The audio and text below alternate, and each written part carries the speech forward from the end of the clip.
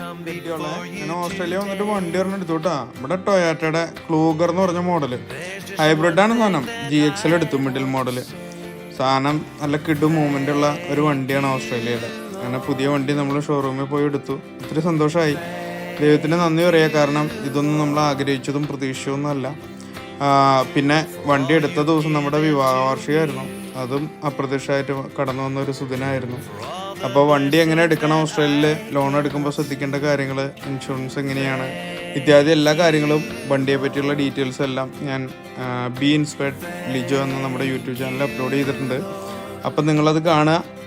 അപ്പോൾ ഇതുവരെയും സപ്പോർട്ട് ചെയ്ത എല്ലാവർക്കും സ്നേഹവും സന്തോഷമൊക്കെ അറിയിക്കുന്നു. ഓസ്ട്രേലിയയിൽ നിന്നുള്ള ഞങ്ങളുടെ എല്ലാ അന്വേഷണങ്ങളും എല്ലാ പ്രാർത്ഥനയും നിങ്ങൾക്ക് നേരുന്നു. അപ്പം വീണ്ടും അടുത്ത വ്ളോഗിൽ കാണും വരെ വണക്കം. Be inspired by Lijo. Subscribe ചെയ്യുക.